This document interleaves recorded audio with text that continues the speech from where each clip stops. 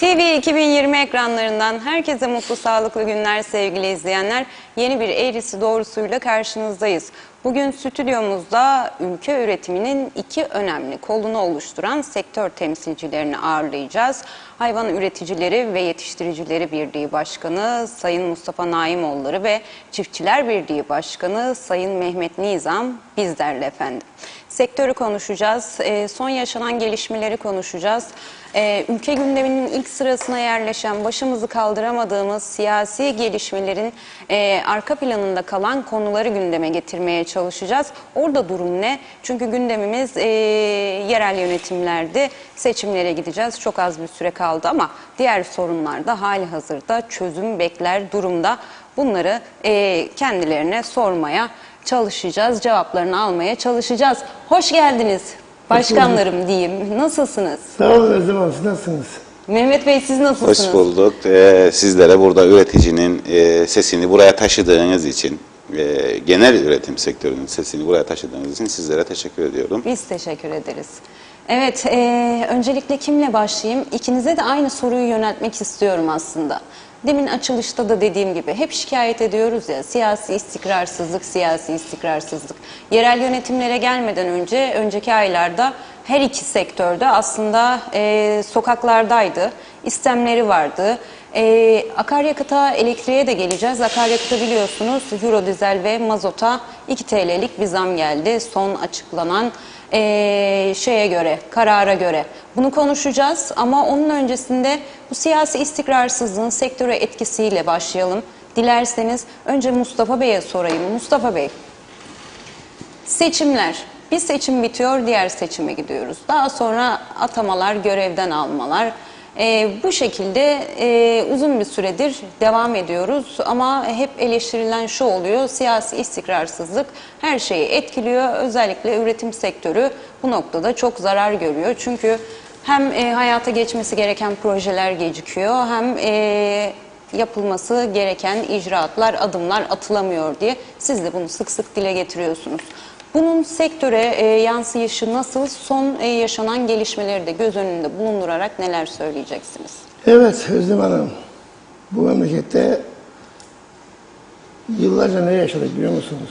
Ben 17 yıllık Tarım Bakanıyım. Yani 18 tane Tarım Bakanı'ya 20'ye yakın görmüşümdür. Ülkede bugün olmadı bu siyasi istikrarsızlık.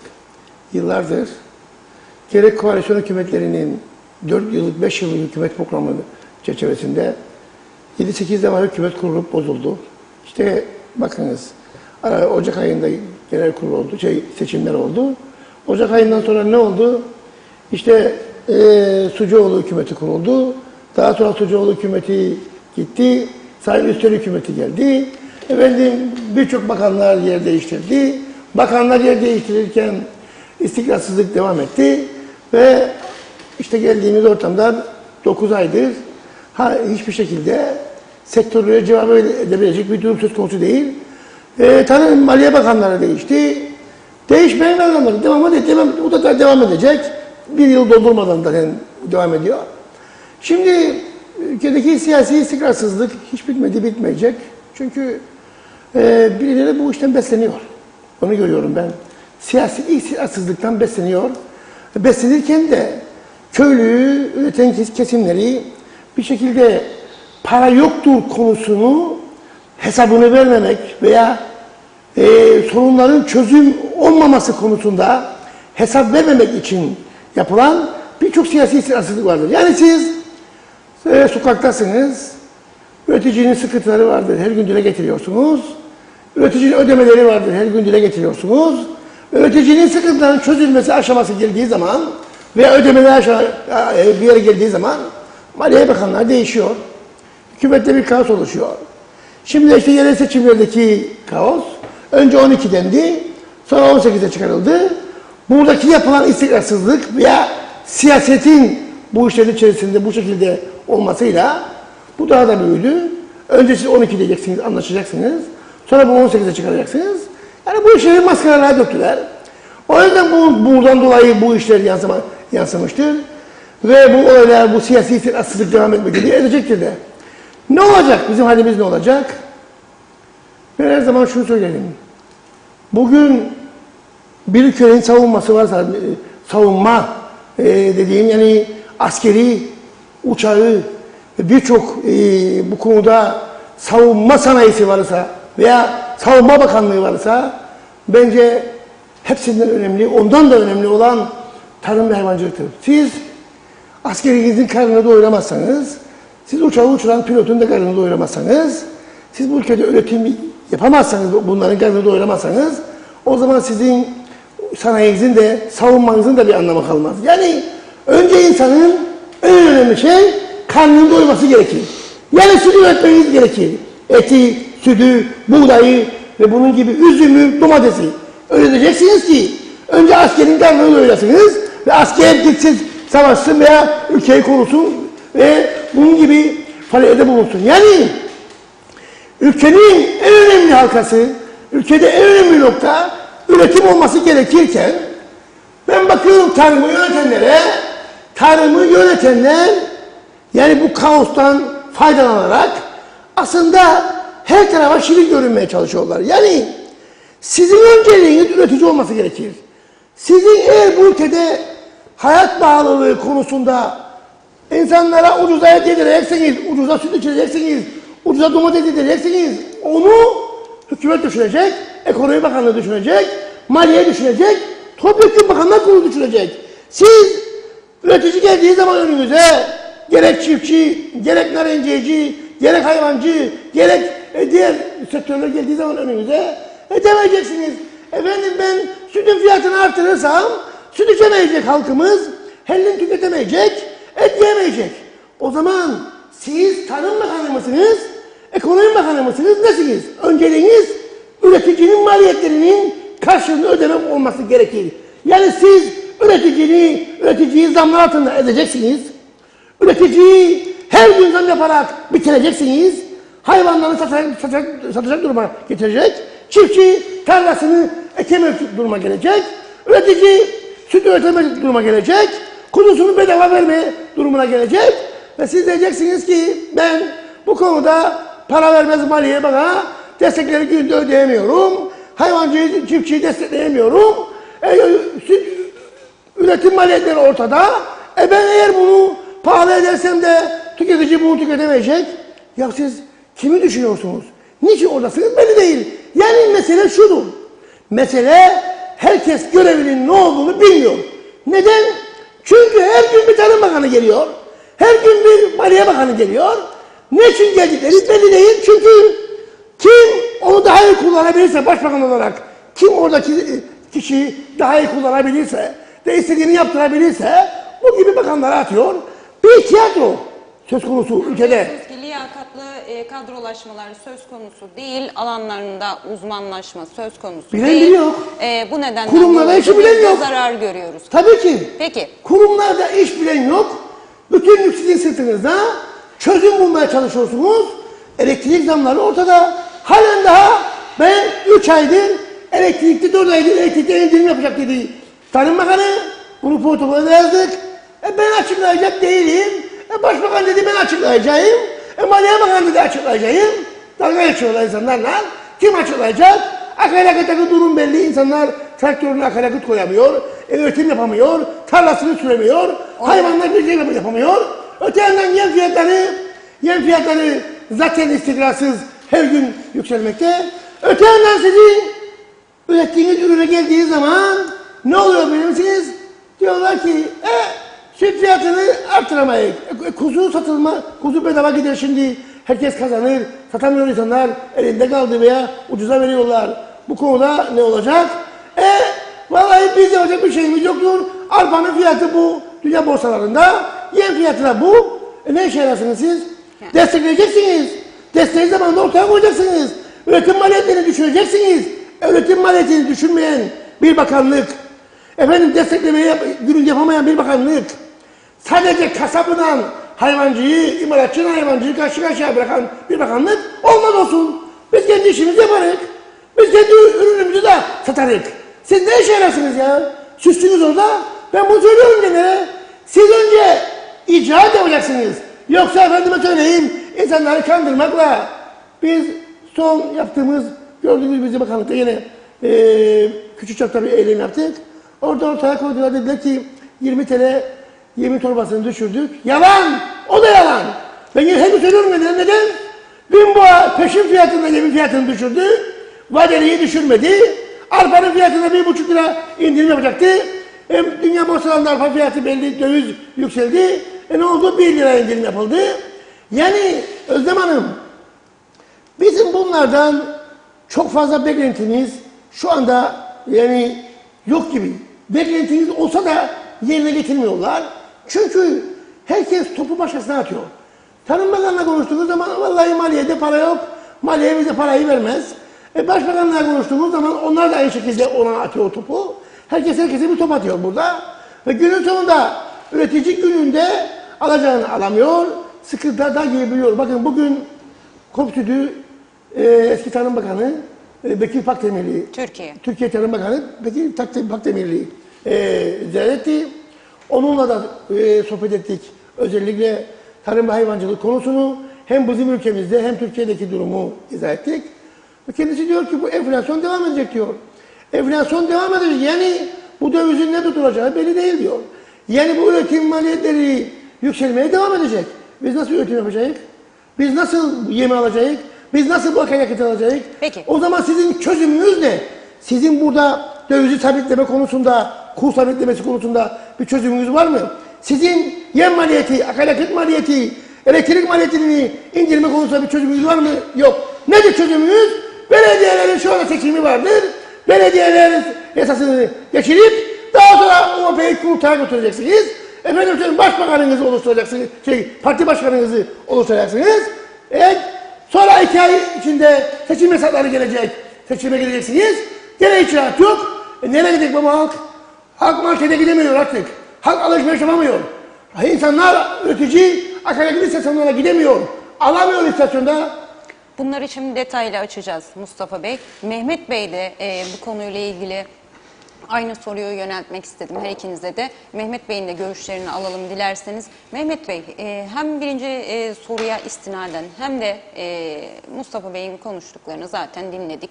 Eminim siz de birebir katılacağınızı ifade edeceksiniz ama ondan farklı olarak şunu da isteyeceğim sizden.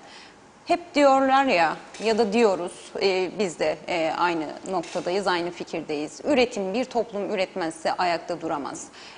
Siyasi arenada da, sizin kurultaylarınızda da her fırsatta üretim başımızın tacıdır, üretimi desteklemeliyiz vesaire. Basın açıklamaları, konuşmalar.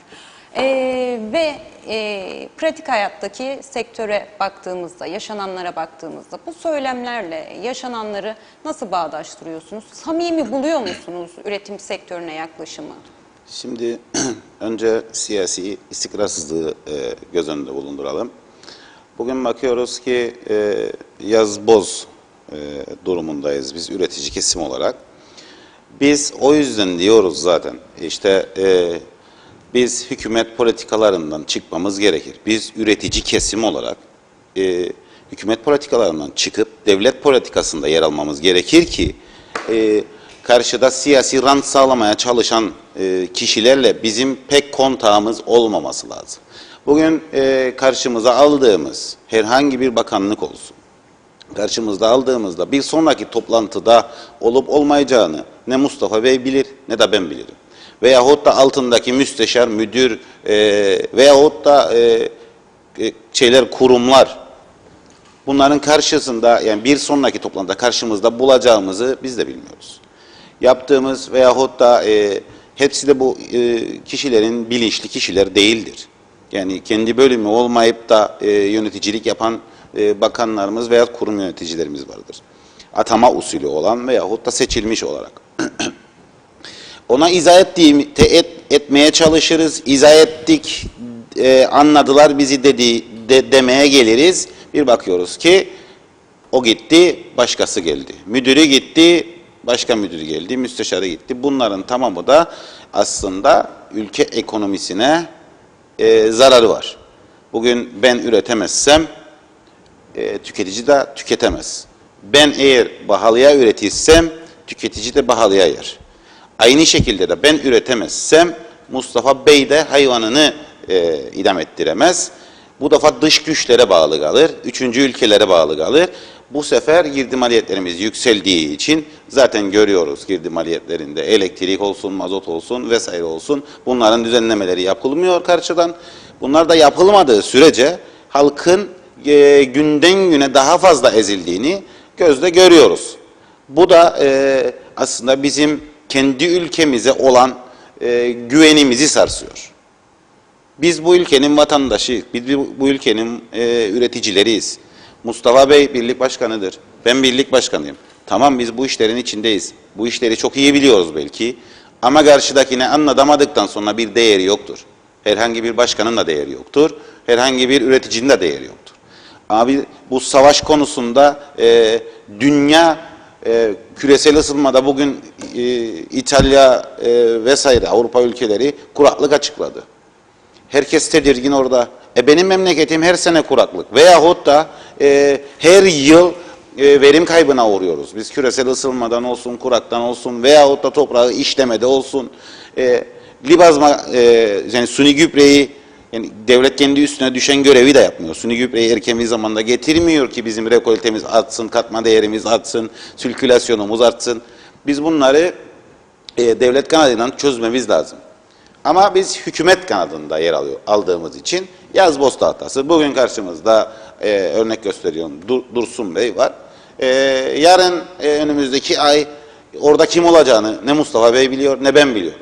Dursun Bey'e izah etmeye çalışırken tam anladılar işte bizi böyle yapmamız lazım da bu yolu izlememiz lazım ki işte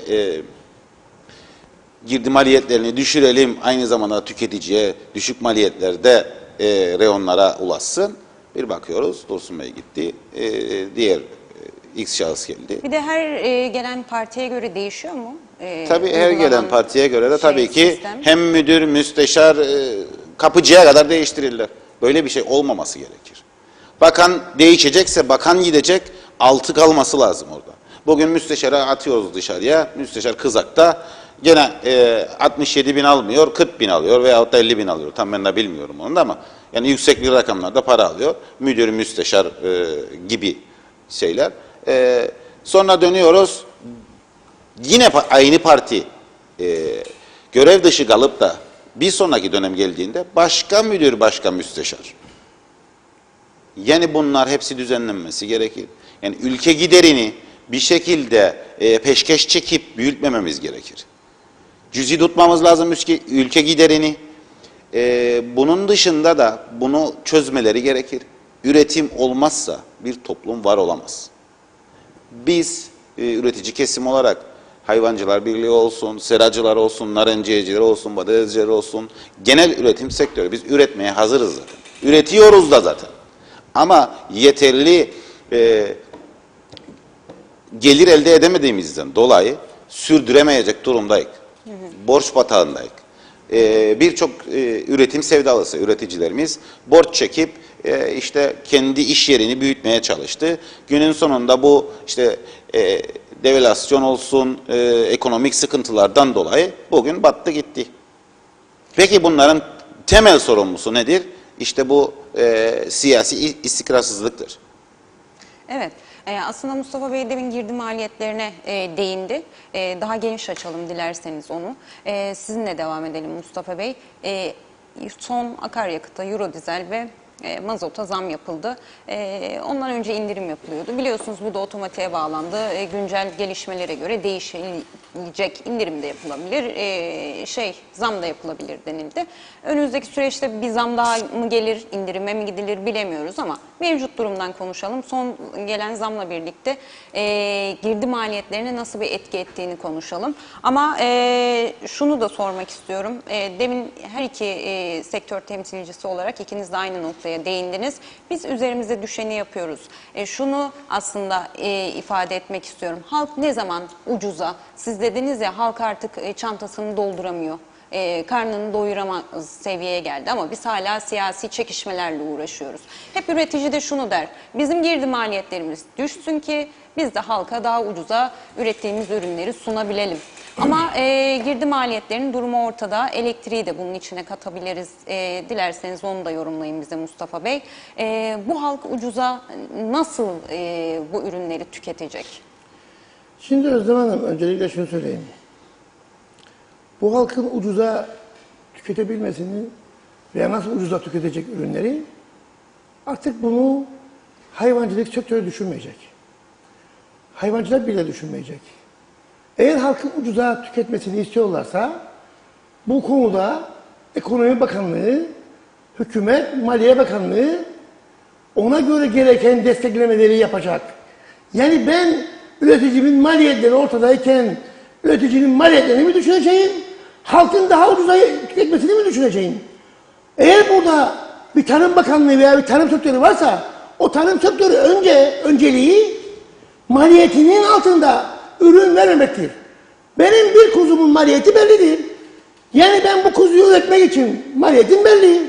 Benim bir litre sütümün maliyeti de belli. Benim bir danamın maliyeti de belli. Benim bu maliyetlerim ortadayken ve ben 2022'nin başından bugüne kadar akaryakıta %400 zam alıyorsam, yem fiyatlarında %100 zam alıyorsam, arpa fiyatında %80 zam alıyorsam ve ben kendi ürünümü %30 zamlayabiliyorsam, bu doğru bir olay değildir, benim üretim bitmiştir. Yani ben günün sonunda üretemeyeceğim. Ve siz Özlem Hanım olarak gelecek sene kuzu eti bulamayacaksınız, tüketeceksiniz, süt de içemeyeceksiniz, efendim üretim de olmayacak, daha pahalıya tüketeceksiniz. Çünkü 2 ay önce süt üretimi günlük 500 tonken şu anda 370 tona düştü. 2 ay önce bu ülkede kuzu üretimi, yani bugün için 300 bin tane kuzu varsa şimdi 150 bin ya 100 bin'e düşmüştür. Yani üretici üretmediği seviyede, üretim olmadığı seviyede, üretim küçüldüğü seviyede bu halk daha pahalıya yiyecek. Üretimi arttıracaksınız ki halk ucuza üretim yiyebilsin. Domates piyasada bulamıyorsunuz. Bir anda bakıyorsunuz domates 30-40 lira. Patates üretemezse patatesi yiyeceksiniz 50 TL. Domates üretemezse onu da 50 TL yiyeceksiniz. Kuzu eti bulamazsanız getirin ithal. Siz artık getirdiğiniz ithal bugün döviz aldı başını gitti. Daha ucuza mı yiyeceksiniz? Olamaz öyle bir şey. Dana, bir litre süt dünyanın hiçbir yerinde şu anda bizden daha ucuz süt bulamazsınız. Bir Türkiye 7,5 lira, bizde 8 lira 45 kuruş. Şu anda imalatçının almış olduğu süt fiyatı. Yani şudur, bunun dışında gidin bakın bütün ülkelere 0,50 sentin altında süt bulamazsınız, inek sütü. 1,20 euro sentin altında koyun sütü bulamazsınız. 1 euronun altında da keçi sütü bulamazsınız. Yani dünyada zaten bir yandan döviz yükselirken öte yandan da süt fiyatları zaten yükseliyor ve biz burada üretimi küçültüyoruz. Neden? Bütün ürünler ithal edilen ürünler döviz bazında. Sizin bütün maliyetleriniz döviz bazında olduğu zaman sizler sattığınız hayvanı TL bazında verirseniz burada bu dengeyi kuracak olan hükümettir, Tarım Bakanlığı'dır. Bu dengeyi kuracak ki üretici erkek ailesi. Yani bugün diyor ki biz arpayı 1 lira düşürttük. Arpayı 1 lira düşürseniz de siz bunu alamayacak olan insanlar vardır. Çünkü gününde ürününü satamaz. Gününde sattığı ürünün karşılığını alamaz. Maliyetle sadece arpa değil, akaryakıt, elektrik, işçilik, evine mi götürecek? Nasıl bu işi yapacak? Bu işte bugün birçok insan vazgeçmeye başladı. Neden? Kimisi İngiltere'ye kaçıyor, kimisi Güney Kıbrıs'a çalışmaya gidiyor. Neden batsın? Daha fazla batağa gideyim diyor. Özellikle küçükbaş hayvancının birçoğu. Ve büyükbaş hayvancılıkta da birçok vazgeçti. Çünkü neden? Çünkü ürettik sonra batıyorsunuz. Ve bunlara seyirci, bunlara söylüyorsun. Her türlü eleştiri yapıyorsun. Seyirci bakıyorlar, bizim bütçemiz bu. İşte bu ek bütçeyi oluşturduk. Bu ek bütçede de verebileceklerimiz bunlardır. Şimdi siz diyorsunuz ki bu halk nasıl daha ucuza eti sütü tüketecek? Ben de diyorum ki halk zaten hayat pahalılığı noktasında %45, %50 memur zam aldı. Yani zaten buradaki politikada siz dersiniz ki 6 bin, 7 bin çiftçi ve hayvancıyı mı düşünüyor bunlar? 6 bin, 7 bin çiftçi hayvancıyı düşünen bir politika yok orta yerde. Düşünen politika memuru düşünen, daha çok oy gelecek olan, daha çok oy alacakları kesimleri düşünüyorlar. Siz onları düşünmeyeceksiniz. Siz önce küçük kesim olan, orta ölçekli kesim olan üretim sektörünü düşüneceksiniz ki memurun karnı doysun, diğer kesimlerin karnı doysun. Siz ne düşünüyorsunuz? Ne şiş yansın ne kebap. Aman efendim dursun orada söylediğiniz zaman bunları. Aman efendim daha çok fazla bağlı edemeyiz ürünü. O zaman diyor temel gıda maddesi olduğu için hayat bağlılığına yansıyacak. Evet ricayla KOPSÜT'e diyor ki Sayın KOPSÜT Yönetim Kurulu lütfen bu 50 kuruşluk zammı ürünlere yansıtmayınız ki hayat bağlılığına yansımasın. Ricayla bu iş olmaz ki ya. Hani politikanız ya sizin? Rica ediyorlar bana ürünün fiyatını arttırmayın. Rica ediyorlar KOPSÜT'e ürünün fiyatını arttırmasın. Ricayla değil ne politikanız var? Politikanız yok. Politikanız yok. Her yerde bunlar böyle değil. Ricayla yalvarıyorlar bin boya fabrikasına aman yem fiyatlarını yükselmeyiniz. Niçin? Yem fiyatını yükseldiğinse bin boya fabrikası süt fiyatını yükselmek zorundadırlar. Ve onlara baskı yapıyorlar ki süt fiyatını yükselmesinler diye. Aynı zamanda çiftçiye de böyle baskı yapıyorlar. Aman arpa fiyatını yükselmeyin kısmazı ki bu da arpa fiyatını yükseltirseniz yem bağlı olacak. Bu da yansıyacak süte. Ben ne bakayım be? Sen bunu yapıyorsun, ricayla yalvararak yapıyorsun. Bu koyuncu bu arpayı nasıl alacak? Bu koyuncu bu yemi nasıl alacak? Bu inekçi bu sütü nasıl alacak da üretsin? Bu yemi alıp da, bu ham maddeyi alıp da. Sen bunları düşünmüyor musun? Düşünen yok. Günübirlik politikalarından ne şiş yansın ne kebap ama bize biri söylemesin. Birileri kendileri yüklenmeye başlayınca ufak tefek bir şeyler açılımlar yapıyorlar. Yalandan açılım onlar da. Yine sektörleri kandırarak 3 kuruş birine 2 kuruş birine verip öte yandan da bir yandan da zamlayarak birçok şeyi akaryakıtı, elektriği, diğer şeyleri onu da hemen cebinize alıyorlar. Yani bu noktada siz bana soruyorsunuz temel gıda maddesinin siz bir burada çok iyi maaş alan çalışman bir kişi olarak diyelim. Yani bugün ben görüyorum ki 20 bin liranın altında çalışan insanlar evine ekmek doğru düz götüremiyor. Asgari ücreti 8.600 lira maaş alır. Ben arabaya 500 lira koydum mazot bugün. 2 de mazot Lefkoşa'ya gidip geliyorum. Bitti mazot içinde. 500 lira. Şimdi döneceğim dönerken geri koyacağım. Şimdi Lefkoşa'ya gelip çalışacaksınız. Traktörünüze koyup işinizi yapacaksınız. Bu akaryakıt fiyatıyla siz evinize ekmek mi götüreceksiniz? Akaryakıt mı alacaksınız? Yani ben şimdi asgari ücretliyi mi düşüneyim? Hellimi, süt ürünlerini yiyemeyecek insanları mı düşüneyim? Eti daha ucuza yemesi için bunu mu düşüneyim? Yoksa benim girdim aletleriyle ezilen hayvancımı mı düşüneyim? Şimdi siz o zaman herkes bu bakanlıklarını için ayırdılar Özlem Hanım. Tarım Bakanlığı, Ekonomi Bakanlığı, Maliye Bakanlığı diye niye ayırdılar? Herkesin bir görevi vardı. Herkesin bir görevi var.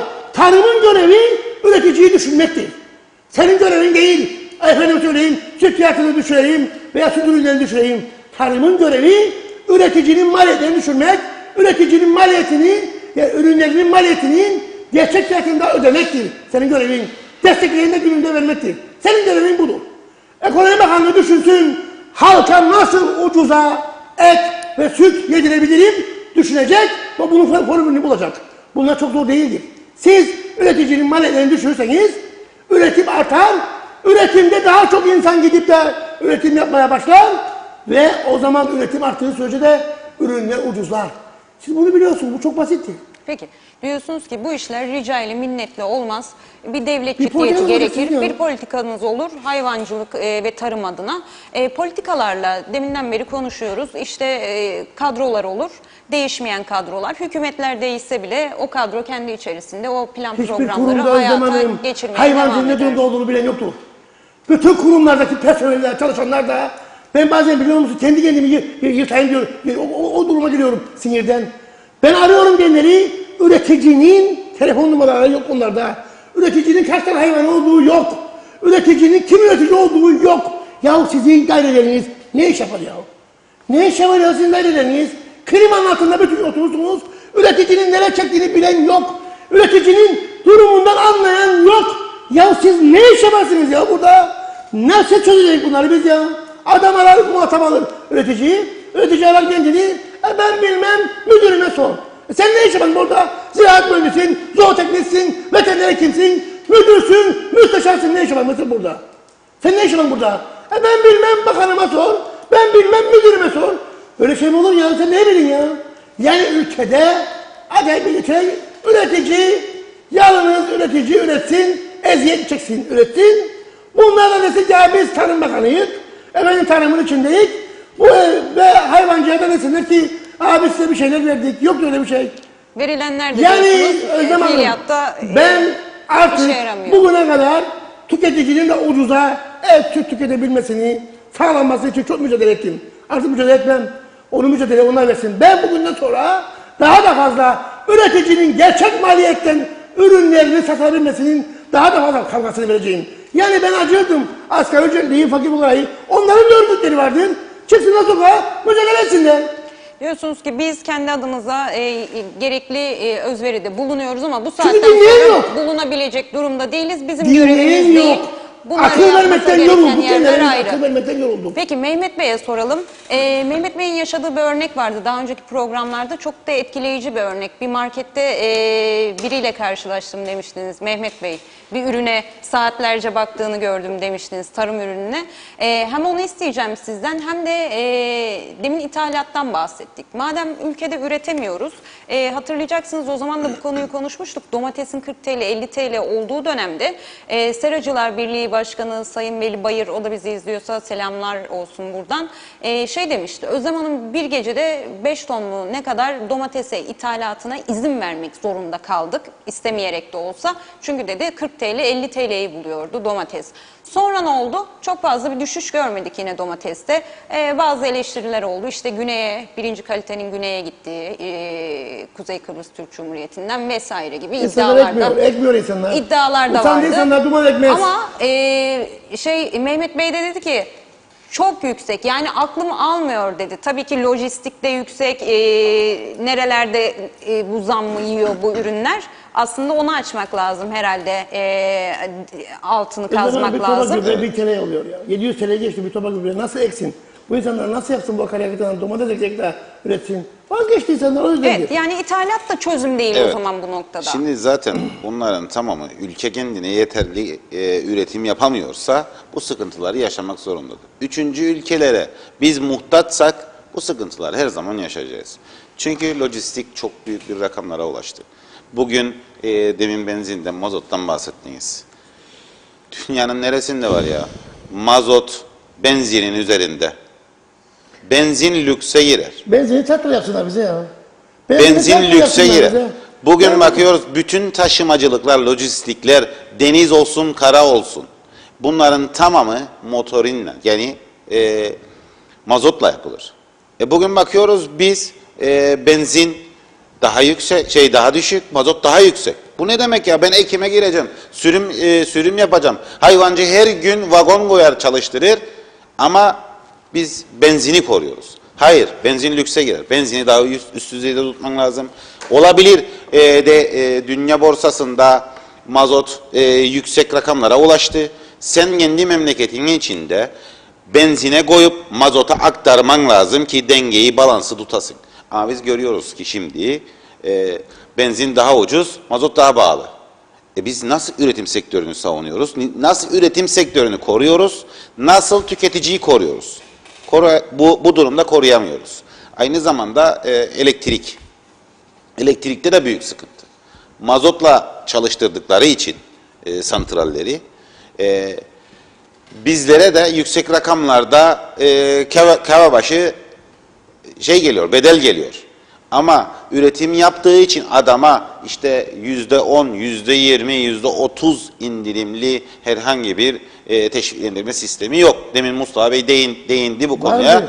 Çünkü hayvancının %90'ı, seracının, bahçecinin %90'ı, aynı şekilde narenciye de içinde %90'ının maliyetinin en vurgun yediği şey mazotla elektriktir.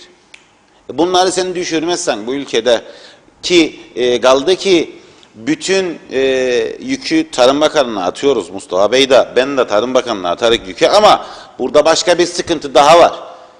Bu ülke Tarım Bakanı üstüne kurulmadı. Bu üretici de Tarım Bakanı üstüne kurulmadı. Hem Ekonomi Bakanı, hem Tarım Bakanı, hem Maliye Bakanı, hem de İçişleri Bakanlığı ilgilendirir bu konuların tümü. Bak bu konuların tümü bu bakanları ilgilendirir. Ne Fakat işi var? aralarındaki kopukluktan dolayı bütün yük Tarım Bakanı kimse o. Yani ben şimdi bugün Dursun Bey'dir da yarın Allah bilir kimdir. Ama tek başına çözmesi mümkün değil bu devalüasyonda. Bakanlar Kurulu ne işe yarar Mehmet? Bakanlar Kurulu toplanmaz ama bunlar her haftaki deva. Bunları konuşsunlar, yapsınlar. Madem hepsini paylaşacak bu yükü paylaşsınlar. Evet, Bakanlar bu Kurulu ne işi yükü var? bu yükü Aslında demin ne paylaşmazlarsa. dediniz? Topu birbirlerine atıyorlar dediniz. Evet, bu yükü paylaşmazlarsa, hepsi de elini taşın altına koymazlarsa, üretici kesim süründük sonra tüketici kesim de sürünecek. Yani halk da sürünecek. Bu sefer ne olacak? Dün geçen programda yine söylemiştim size. Dün de bunun gerçeğini, muhalefeti bırakıyoruz. İktidardan duydum, Emrah Yeşilırmak'tan. Dedi ki kırsaldaki belediyeler, yani akşam canlı yayında kırsaldaki belediyelerin nüfusu düştüğü için devletten olan geliri çok düştü. Şehirlerdeki belediyelerin de arttı. Bunun sebebinin ne olduğunu bilir misiniz? Kırsaldaki insanlarımızın %90'ı üretim yapıyor ve geçiniyor. Üretimden para kazanmazsa bu insan gelecek işte buradaki sanayide, Başka Lefkoşa'daki yerlere sanayide göçecek. vesaire. Bu sefer de yol parası çok olduğu için gidip gelmez buradan kiralar bir ev veyahut da kırsaldakini satar, üstüne borçlanır da şehirden ev almaya çalışır. Bu da o şehir büyümeye devam eder. Kırsal da küçülmeye. Bunun başka bir açıklaması yoktur. Kırsaldaki işçi sadece şeydir, üretim sektöründe çalışan halktır. Yani kırsalda tamam devlet memuru var, polisi var vesairesi var da onlar küçük bir kesimdir. Kırsaldakiler ağırlıklı olarak üretimle Tabii ki, uğraşan, tabii ki. hayvancılık ya da çiftçilikle. Evet. Peki Mehmet Bey, sorunun başına gelecek olursak, ithal bir çözüm müdür? Özellikle tarım ürünlerinde bu çok tartışılan bir konu, biliyorsunuz. Domatesten örnek verdik. Neyin ithali? Tarım ürünlerinin, sebze, meyve. Domates örneğini vermiştik Evet. ya. Bir de yine sorunun başında söylemiştim. Tamam, hep topu şeye atıyoruz. Lojistik, taşımacılık çok pahalı. İthalatın işte dinamitini oluşturan ve bu kadar pahalı olmasına neden olan şey lojistiğin işte döviz üzerinden olarak artması. Bunun çok ciddi bir girdi oluşturması olarak. Türkiye'den bugün mesela onun örneğini siz verin, ben çok net bilemeyeceğim. Evet. Çünkü bir ürünün oradan tarladan çıkış, buradan market reyonuna yansıyış fiyatına. Evet. Şimdi Ve adaletli midir? Arada kaynayan yerler var mı? Önlem alınması gereken bacaklar var mı? buradaki Türkiye olarak baz almayalım. Dış ülkeler olarak baz Olur. alalım. Çünkü her şey Türkiye'den gelmiyor Evet. bugün. Farklı ülkelerden geliyor. Orada çıkış noktasıyla buradaki noktanın arasında büyük bir uçurum var. Bunun sebebi nedir bilir misiniz? Toptancı dediğimiz, yani dış ülkelerden ülkemize sebze, meyve vesaireyi getiren arkadaşlar 3-4 kişidir veya 5 kişidir. Rekabet kendi aralarında anlaşıp da rekabet olmadığı için anlaşırlar. Rekabete sürüklenmez. Orada domates 3 lirayken biz burada domates yiyoruz 13 liraya. Ve daha önce de örnek gösterdiğim gibi her ülkede karşılaştığım daha önceki programlarınızda sarmayı adam öyle çevirir, böyle çevirir, bakar. İlgimi çekti, gider işte diğer ürünlere bakar. İlgimi çekti adam. Belli ki yani yabancı. Tabii ki giyim tarzı da böyle biraz lüks. Ben dedim işte üst makam birileridir. Sorma ihtiyacı duydum. Sordum. Kendisi bunları Mersin bölgesinde, Taşucu Mersin o bölgeden bu sarmayı çıkaran adam ve buraya da yollayan adam oradaki fiyatını söyledi. Şimdi geçmiş zaman unuttum. Çok cüzi bir rakam. Buradaki de onun nereden baksak 10 katıydı. Adam kendi yaşadı bu şokları. Buradaki maliyetin yükselme sebebi sadece lojistik değildir. Lojistiğin dışındaki sebepler de var. Dediğim gibi buradaki toptancıların yarattığı fark. bugün hal yasasına da gelecek. Hal yasasında da büyük sıkıntılar yaşayacak. Aynı zamanda tamam lojistik büyük bir şeydir, uçurumdur ama bugün Mustafa Bey arpa başladı gelsin. Mustafa Bey 5,5 liraya arpayı şu an alıyor ama yarın öbür gün alamayacak. Çünkü 5,5 liraya da alsa 2,5-3 lira onun lojistiği vardır gelsin buraya. Naylonu vardır gelsin buraya. O gelirken bu aradaki balansı kim tutacak? Devlet. Kaç gün tutacak? Mustafa Bey'in girdi maliyetleri yarın öbür gün Mustafa Bey'in bağırma seslerini duyacak. Şimdi soracağız zaten. Evet. Çünkü elektrikte ve buğdayda verilen sözler yerine getirilmedi. Getirilmedi. Gün günde Mustafa Bey o sıkıntılara yaklaşır. Dilerim ki işte bunların aslında temel sebebi de bizim kendimizin ürettiği kendimize yetmemesi. Yani desteklenip de biz genişlememiz lazım. Rekoltemizi artırmamız gerekir. Ki hayvancı da dış ülkeden gelecek olan arpaya vesaireye muhtaç kalmasın. Ama bugün hayvancı muhtaç, aynı zamanda çiftçi muhtaç, genel üretim sektörü dıştan gelene ve halk da aynı şekilde muhtaç. Peki bunun temel noktası ne? Kendimiz üretmemiz gerekir. Peki önümüzdeki süreçte Mustafa Bey ile devam edelim, sizden de alalım.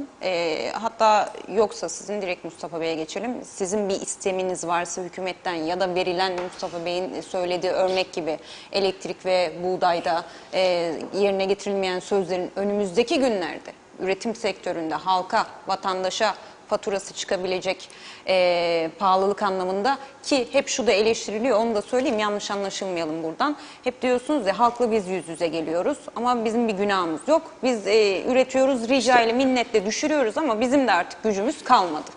Neler verilmedi, söz verilen ve önümüzdeki süreçte bunun halkın cebine yansıyacak bir artışı söz konusu olacak? Ben şimdi şunu söyleyeyim, bu ithalat konusunda değinmek istiyorum. Buyurun. Demin Mehmet Bey'e söylediğiniz ya bunu. Şunu söyleyeyim ben size. Eğer siz 3 liraya domates de alsanız, buraya getirip 13 liraya satsanız da onu da getiremeyeceksiniz. Bugün Türkiye'de ciddi anlamda bir pahalılık söz konusu. Eğer oradaki üreticiyi de siz vuruyorsanız da ucuza alıyorsanız, o üretici bunu ötemeyecek. Çünkü oradaki akaryakıt fiyatları da, oradaki maliyetler de yüksektir. Yani oradaki üreticiyi şu anda oradaki tüccarlar da kandırıp elinden ucuza malını alıyorlar da onu da alamayacaklar. Çünkü İstanbul'da da bugün domates 15-20 lira. Bugün Ankara'da da o şekilde. Yani bu üretici ötemeyecek. Yani siz ne isterse olsun o ürünün maliyetini vermek zorundasınız. Bu bardağın maliyeti neyse, o domatesin maliyeti neyse, çıkana kadar maliyeti bellidir. Alt alta koyduğumuz zaman maliyet bellidir. O kuzu yetişene kadar maliyeti bellidir. O süt çıkana kadar maliyeti bellidir. Bu maliyetin altında size ürettiği zaman bu insanlar, aracılar da bunu yemeye devam ediyorsa ve siz de buna göz yumuyorsanız bu üretim duracak, küçülecek, o zaman otomatikman daha da pahalı olacak. Bunu akıllarına koymaları gerekir. Ben bunların söz istemem. Hiçbir şey desem bunların sağlam değil. Ben protokol yaptım. Altına imza aldım hepsinden de bir. Keşke yanında ortada gösterseydim size. Attıkları imzaların altına bile durmaz bunlar. Neyini güveneyim ben bunların? Hangi sözüne güveneyim de siz bana sorarsınız. Hangi sözü istiyorsanız söylesinler. İstemem genel göreyim de istemem geneli. Açık konuşurum bak. Neden biliyor musun? Çünkü yalan söylemekten utanmazlar bunlar. Her gün yalan söylerler. Her gün yalan söylemeyeceksiniz bu üreticiye. Doğruları açıklayacaksınız. Şeffaf olacaksınız. Üreticinin karşısına çıktığınızda her şeyi açıklayacaksınız. Üreticinin bütün derdi psikolojiktir. Siz bu üreticinin psikolojisini kırarsanız, üretimdeki insanlara siz doğru konuşmazsanız ve her gün onların nefsini üretimde, toprağın içinde, bütün tarlada, çiftlikte, mandırada, sıcağın soğuğun içinde, bu sıcakta herkes klimada otururken o sıcağın içinde onun nefsini kırarsanız, onun psikolojisini ve onun bu üretim sevdasını kırarsanız geri dönmez bu iş. Ben bu Sayın Pakdemirli'ye ne dedim biliyor musunuz toplantıda? Siz dedim olduğunuz dönemde proje yaptınız. Kırsaldaki insanlara şehirden geri dönsünler. 300 tane koyun hibe projesi yaptınız. Dedim kaç kişi geri döndü? Dedi bak çok az. Çünkü dönmez. Hibe de verseniz dönmez, yapmaz. Çünkü neden? Artık onun şeyini kırdınız siz, üretim sevdasını kırdınız. Artık onu usandırdınız bu işten. Sizin yalanlarınızla, zamlarınızla usandırdınız. Bu bir psikolojik olaydır. Tarım bu ülkede savunma sanayinden de önemli değil, her şeyde önemli değil. Turizmden de önemli değil, her şeyde önemli değil. Turizme gelen insanların da karnını doyuran bizik, askerin karnını doyuran bizik, halkın karnını doyuran da bizik. Önceliğiniz, göz bebeğiniz tarım olması gerekir. Tarım hayvancılık olması gerekir. Ne gerekirse sigaraya koyacaksınız, içkiye koyacaksınız, lüks arabalara koyacaksınız, lüks villalara koyacaksınız. Bunları acımadan koyacaksınız. Yok adamın bir tane lüks villası havuzluğu, bir tane daha yapacak, bir raşörü, bir tane daha raşör alacak. Koyacaksınız. Ödesin bedelini ve üretime destek vereceksiniz. İnsanların maliyetini düşüreceksiniz. Akaryakıta benzine bakar internetten, benzine zam yok. Euro dizene 1,5 lira zam. Vay kuzum vay. Ne bu? Sen benzine zam yapmayacaksın. Her gün Euro dizene zam yapacaksın. Sen bunun tersini yapman lazım. Ya da hiç yapmayacaksın. Ya da indirim yapacaksın.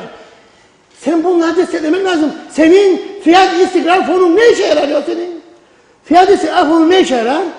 Yani ben kimsenin maaşının %40, %50 olduğu Allah versin memur da alsın. Ki bizim ürünümüzü tüketsin. Sen bir kurşuna kadar hayat bağlılığını hesap edeceksin ona. Benim de maliyetim ortadayken bana diyecek ki sütün maliyeti, 1 litre sütün maliyeti 12 lira. Bana diyecek ki ben sana 50 kuruş vereceğim. Efendime söyleyeyim kuzunun maliyeti oradayken ben sana 1 lira arpaya destek vereceğim diyeceksin. Şimdi bunlar doğru şeyler değildir. O yüzden bana söylemeyiniz, sormayınız bana. Siz ne söz versinler dursunlar. Bunların sözleri yalandır. O yüzden zaten verecek bir sözleri de yoktur. Size ne verecekler bilir misiniz? Talep ederseniz bir şeyi, vallahi bilmem, hükümetle konuşayım, vallahi bilmem Maliye Bakanlığı'nın durumu nedir, bütçesinin durumu nedir? Biz de aslında düşüncemiz vardır ama görüşmemiz gerekir. Zamana oynarlar. Ta ki üretici küçülsün. İşte 500 tonlardan düştü 350 tonlara, 350 tonlara süt üretimi daha da düşecek. Bugün mezbahaya baktık ağzına kadar inek dolu mezbaha. Başladılar insanlar daha fazla bazlamaya mezbahada hayvanlarını. Yarın memlekette koyun almayacak, kuzu bulamayacaksınız, koyun sütü bulamayacaksınız. Çıkarlar bana meydana, hellim tescilini düşünüyoruz. Hellim tescilinde küçükbaş hayvan sütü arttırılsın. Ben efendime söyleyeyim, hellimi gönderecek Avrupa Birliği'ne. Vazgeçin ya bu yalanlardan. Neye göndereceksiniz siz ya? Süt mü kaldı, koyun sütü mü kaldı? Böyle gidişine siz küçükbaş hayvan da bulamayacaksınız. Halen daha bunları konuşursunuz yalanları. Ya ben size inanacağım da ben sözünüze, ben her ortamda yüzlerine karşı bunları söylerim ben. Her ortamda, fark etmez benim için. Ben söylerim. Siz verdiğiniz sözleri tutacaksınız. Verdiğiniz işi adam gibi yapacaksınız. Bu görevin içindeyseniz, yapamazsanız gideceksiniz. Bakınız, yapamazsanız ben bıraktım diyeceksiniz. Yok efendime söyleyeyim, siz tüccar gelecek imalatçı, süt imalatçısı, tamam merak etmeyin sizi halledeceğim. Efendime söyleyeyim, halledeceğim. Hayvancının durumu ne olacak? Önceliğiniz en büyük halka olan üretim sektörü olacak hayvancı. Hayvancı halkası koparsa hepsi açtır.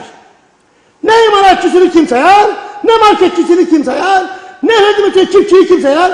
Çiftçi de bugün ürettiği ürününü satmak zorundadır bize. Çiftçinin de bugün arpası elinde kalacak hayvancı biterse. En büyük halka hayvancıdır. Çiftçi de o zaman arpayı yurt dışına satmaya çalışacak. Mecburen pazar bulacak, satsın. Çiftçiyle hayvancı kardeştir. Birlik beraberlik içerisinde değil. Çünkü birçok hayvancı hem çiftçidir hem hayvancıdır. O yüzden yıllarca çiftçinin hayvancıyla kavga ettiler. Bizim bütçemiz bu, çiftçiye bunu verdim, sana ancak bunu verebilirim. Hayvancıya bunu verdim, sana da bunu verebilirim. Bırakın ya bu işleri, kavga edeceksiniz. O bütçeyi arttıracaksınız. Çiftçiye de doğrudan desteğini arttıracaksınız. Arkasının fiyatını vereceksiniz. Üreticiye de sütünün fiyatını doğru vereceksiniz.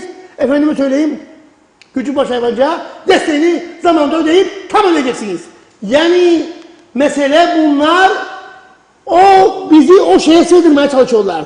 O küçük yuvalarına, o küçük hayatlarına üretim sektörünü sığdırmaya çalışıyorlar ve herkese de gülücükler ortaya koyarak siz gidersiniz, size atarlar bir yalan, öbürü gider öbürüne atar bir yalan.